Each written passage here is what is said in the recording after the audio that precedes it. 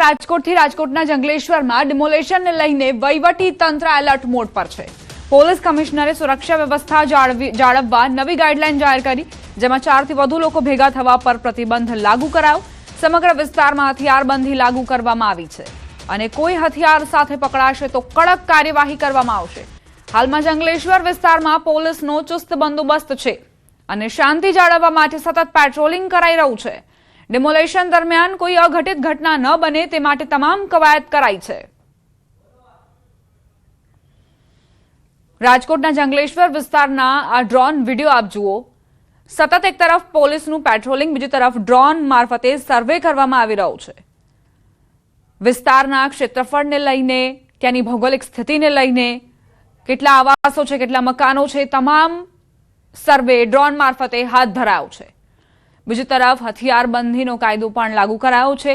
કોઈ પણ વ્યક્તિ હથિયાર સાથે પકડાશે તો તેની સામે કડક કાર્યવાહી કરવામાં આવશે। આક્રોશ પણ જોવા મળી રહ્યો છે લોકોમાં। તેમનું કહેવું છે કે 60 વર્ષથી અમે આ વિસ્તારમાં રહેતા હતા અને અચાનકથી આ ડિમોલેશનની કાર્યવાહી હાથ ધરાતા અમે ઘર વિહોણા થઈ જઈશું। અમને અમારા ઘરની અંદર જ મારી નાખો, એ વધુ યોગ્ય રહેશે। અમારા ઘરમાંથી અમને બહાર ન કાઢો। તો અનેક રોષ, લાગણીઓ અને વિરોધ વચ્ચે ડિમોલેશનની કાર્યવાહીનો દોર પણ જોવા મળી રહ્યો છે। મનપા હવે પીછેહટ કરવાના મૂડમાં નથી। અધિકારીઓએ મોરચો સંભાળી લીધો છે। ડ્રોન મારફતે સર્વે પણ કરાઈ રહ્યો છે। હોળી અને ધૂળેટીના તહેવારમાં લોકો પોતાના પરિવાર સાથે ઉજવણી કરવા માટે માદરે વતન જતા હોય છે, જેના કારણે બસ સ્ટેશન અને રેલવે સ્ટેશનમાં મુસાફરોની ભારે ભીડ જામતી હોય છે। ત્યારે લોકોને વધુ સુવિધા મળી રહે તે માટે એસટી નિગમ દ્વારા વધારાની બસો દોડાવવાનું આયોજન કરાયું છે। 1300 જેટલી બસો વડે 7500 જેટલી ટ્રીપો સંચાલન કરવાનું આયોજન કરાયું છે। અમદાવાદ, રાજકોટ, અમરેલી, જૂનાગઢ, ભાવનગર, ભુજ જેવા વિસ્તારોમાંથી ગોધરા, દાહોદ, ઝાલોદ, છોટાઉદેપુર વગેરે વિસ્તારમાં જવા માટે વધારાની બસોનું સંચાલન કરવામાં આવશે। ડાકોર અને દ્વારકા જવા માટે 450 બસો દ્વારા 3500 જેટલી ટ્રીપોનું સંચાલન કરવામાં આવશે। ગુજરાત રાજ્યના પંચમહાલ, દાહોદ, ગોધરા, ઝાલોદ, સંતરામપુર જેવા વગેરે જિલ્લાના નાગરિકો રાજ્યના અન્ય જિલ્લાઓમાં વેપાર અર્થે, કામગીરી અર્થે, મજૂરી અર્થે આવન જાવન કરે છે અને આવા વતનથી અને બીજા જિલ્લાઓમાંથી સ્થાયી થયેલ હોય તેવા પરિવારોને હોળી અને ધૂળેટીના જેવા તહેવારોમાં માદરે વતન તરફ મુસાફરી કરતા હોય છે, જેથી નાગરિકોએ પોતાના પરિવાર સાથે અને પોતાના વતનમાં તહેવારો ઉજવી શકે તે હેતુથી ગત વર્ષે ગુજરાત એસટી દ્વારા 1200 બસો દ્વારા 7300 ટ્રીપો સાથે સંચાલન કરવામાં આવેલું હતું, જે આ વર્ષે વિવિધ જિલ્લાઓ જેવા કે અમદાવાદ, રાજકોટ, અમરેલી, જૂનાગઢ, ભાવનગર અને ભુજ જેવા વિવિધ વિસ્તારોમાંથી ગોધરા, દાહોદ, ઝાલોદ, સંતરામપુર જેવા વિસ્તારોમાં પેસેન્જરોને સારી સુવિધા મળી રહે તે માટે 1300 જેટલી બસો વડે કુલ 7500 ટ્રીપો સાથેનું સંચાલન હાથ ધરવામાં આવશે। અમદાવાદ ઉદયપુર બ્રોડગેજ લાઇન પર વંદે ભારત એક્સપ્રેસ શરૂ થતા અરવલ્લીમાં ખુશીનો માહોલ છે, પરંતુ શામળાજી લાલપુર સ્ટેશનને સ્ટોપેજ ન મળતા રોષ પણ ફેલાયો। સાબરકાંઠાના હિંમતનગરને સ્ટોપેજ મળ્યું હોવા છતાં સુપ્રસિદ્ધ શામળાજી મંદિર યાત્રાધામ બાકાત રહેતા સ્થાનિકો અને મંદિર ટ્રસ્ટ દ્વારા વિરોધ કરાયો છે।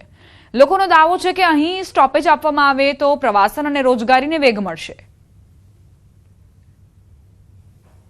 આ બહુ સારા સ્ટેશને વંદે ભારત જે ટ્રેન ચાલુ કરવામાં આવી છે અસારવા ઉદયપુર, એનો હોલ્ટ આપવામાં આવ્યો નથી। તો જો અહીંયા વંદે ભારતનો હોલ્ડ હોય તો રેલવેને બી આર્થિક રીતે ફાયદો થાય અને મુસાફરોનો બી એક સારી સુવિધાનો લાભ મળી શકે એમ છે। તો અહીંયા આ સિવાય બી કોટાવાળી એક ટ્રેન છે જેનું બી સ્ટેશન અહીંયા આપવામાં આવ્યું નથી, તો એનું બી જો અહીંયા આપવામાં આવે તો એનાથી બી થોડો લાભ મળે એવો છે। આ સ્ટેશન ઉપર વંદે ભારત અને કોટા સહિતની કેટલીક ટ્રેનોનું સ્ટોપેજ આપવામાં આવ્યું નથી।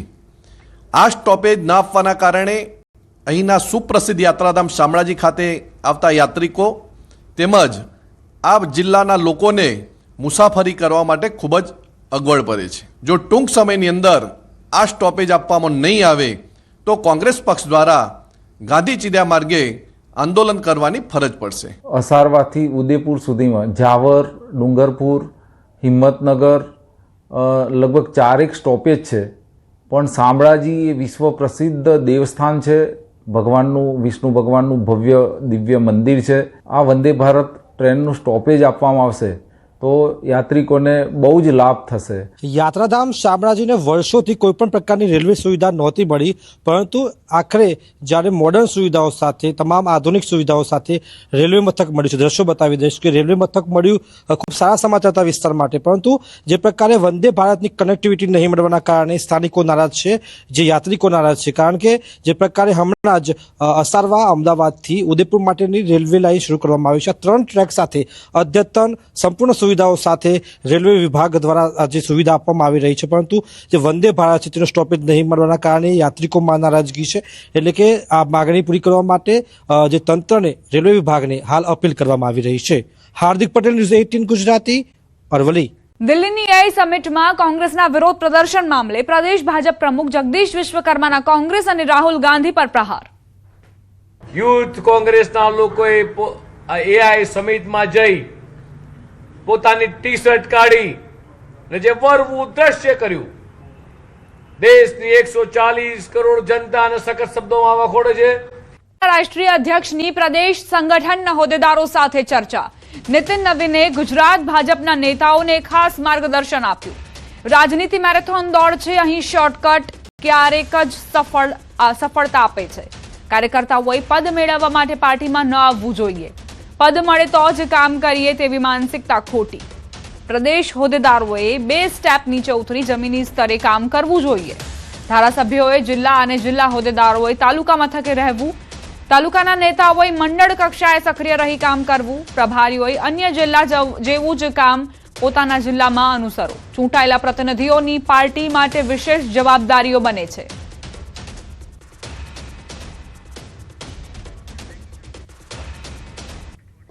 આજે જ્યારે ગુજરાતની ધરતી પર નીતિન નવીનજી આવ્યા છે, ત્યારે નરેન્દ્રભાઈનો મંત્ર વન ડિસ્ટ્રિક્ટ વન પ્રોડક્ટના અનુસાર ગુજરાતના વિવિધ જિલ્લાઓના ગૃહ ઉદ્યોગ સાથે જોડાયેલા ભાઈ બહેનો સાથે કામ કરતા, જુદા જુદા આર્ટિઝન્સ દ્વારા બનાવેલી ગુજરાતની ભાતીગત પ્રકૃતિના જુદા જુદા વિષયો સાથે આજે આદરણીય પ્રતિકૃતિ સાથે નવીનજીનું સ્વાગત થયું છે. માનનીય મુખ્યમંત્રીશ્રીનું માર્ગદર્શન, માન્ય સંગઠન મહામંત્રીશ્રીનું માર્ગદર્શન આજના કાર્યક્રમમાં મળવાનું છે. જૂનાગઢમાં ગીર અને ગિરનાર સહિતના જંગલોમાં ઉનાળાની શરૂઆત પહેલા જ વન વિભાગ હરકતમાં આવ્યું છે. કુદરતી સંપત્તિ અને વન્યજીવોને જંગલની વિનાશક આગથી બચાવવા માટે વન વિભાગ દ્વારા ફાયર લાઇન કરવાની કામગીરી યુદ્ધના ધોરણે ચાલી રહી છે. આ માત્ર આગને રોકવાનો પ્રયાસ નથી, પરંતુ જંગલના ઇકોસિસ્ટમને સુરક્ષિત રાખવાનું એક સુવ્યવસ્થિત ફાયર મેનેજમેન્ટ છે. શિયાળાની વિદાય અને ઉનાળાના આગમન વચ્ચેનો આ સમયગાળો ફાયર લાઇન માટે સર્વોત્તમ છે. જંગલના મુખ્ય માર્ગોની બંને તરફ અંદાજે 15 મીટરના વિસ્તારમાં કંટ્રોલ બર્નિંગ કરવામાં આવે છે. આ કામગીરીથી જંગલમાં ક્યાંય આકસ્મિક આગ લાગે તો આ નિર્ધારિત કરેલી ફાયર લાઇન આગને આગળ વધતી અટકાવવા માટે મજબૂત અવરોધ તરીકે કામ કરે છે.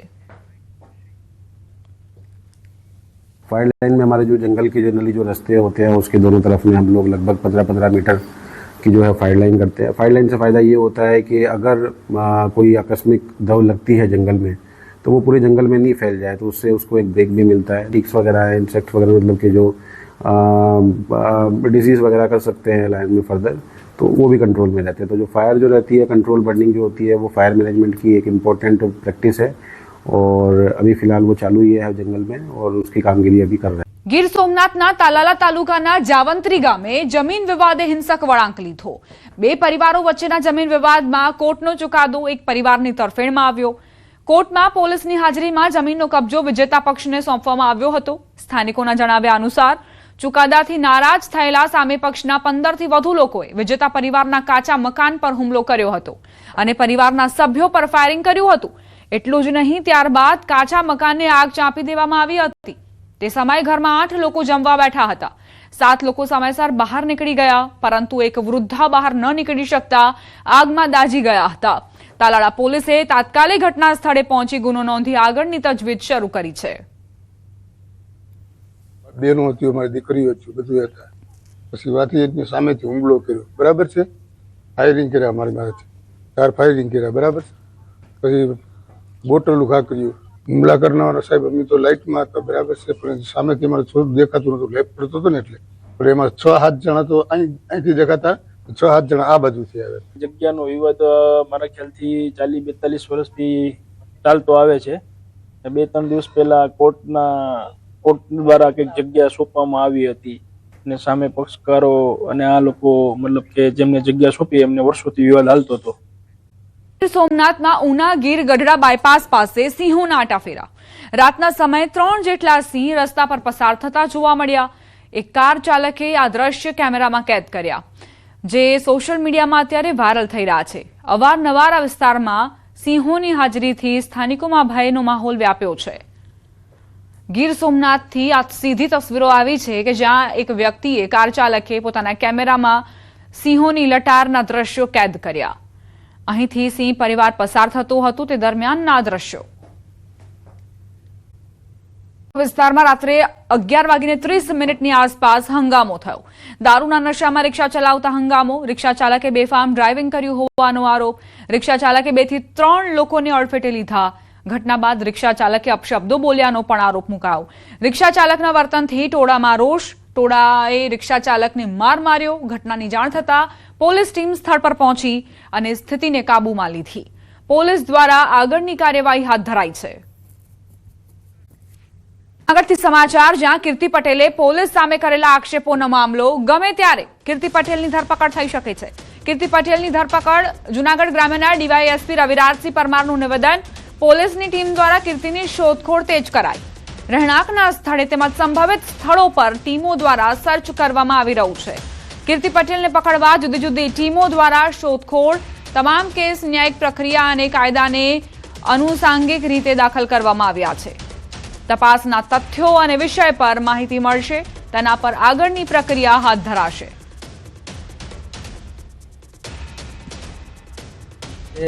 ન્યાયિક પ્રક્રિયા અને કાયદાને આનુષંગિક રીતે તે દાખલ કરવામાં આવે છે અને જે તપાસના તથ્યો અને વિષય ઉપર જે માહિતી મળશે તેના ઉપર આગળની પ્રક્રિયા હાથ ધરવામાં આવશે. હાલ કીર્તિ પટેલને પકડવા માટે વિવિધ ટીમ કાર્યરત છે અને તેઓ તેના રહેણાંકના સ્થળે તથા તેના સંભવિત રહેણાંકના સ્થળે વિવિધ ટીમ સર્ચ કરીને તેને પકડવા માટે કાર્યરત છે. નજીક ટ્રેન દુર્ઘટનાગ્રસ્ત કરવાનો પ્રયાસ નિષ્ફળ ગયો છે. અનગઢ રેલવે ટ્રેક પરથી કોલ્ડ ફાયર મળી આવ્યા. રેલવે ટ્રેક પર કોલ્ડ ફાયર ફૂટેલા મુકાયા હતા. શંકાસ્પદ વિસ્ફોટક પદાર્થ દેખાતા પોલીસને જાણ કરાઈ. એફએસએલની મદદથી પોલીસ દ્વારા ઝીણવટભરી તપાસ શરૂ કરાઈ. ચિંતાજનક વસ્તુ ન હોવાથી પોલીસને હાશકારો. કોઈ ટીખળખોરનું કાવતરું હોવાની પોલીસને શંકા. ઇન્ડસ્ટ્રીયલ રેલવે લાઇન પર વિસ્ફોટક જેવો પદાર્થ મળતા લોકોના જીવ તાળવે ચોંટ્યા હતા. સંવાદદાતા હાર્દિક જોડાઈ ગયા છે વધુ જાણકારી સાથે. હાર્દિક, રેલવે ટ્રેક પર શું મળ્યું? બિલકુલ થી દીપા, જો સમગ્ર મામલે વાત કરીએ તો અનગઢ ગામ જે આવેલું છે ત્યાંની બિલકુલ નજીકથી રેલવે ટ્રેક પસાર થાય છે અને ગામના જ કેટલા લોકો જે છે તે રેલવે ટ્રેક પાસેથી પસાર થતા હતા. આ દરમિયાન તેમને જે શંકાસ્પદ ચીજ વસ્તુ છે તે મળી આવી હતી. શરૂઆતમાં ગ્રામજનો જયારે તપાસ કરી ત્યારે કોઈ વિસ્ફોટક હોય તેમ લાગ્યું હતું, કારણ કે તેમાં જે ઇલેક્ટ્રિસિટીમાં જે વાયરો યુઝ થતા હોય છે તે પ્રકારના વાયરો હતા. ત્યારે તેમના દ્વારા સ્થાનિક પોલીસને જાણ કરવામાં આવી હતી.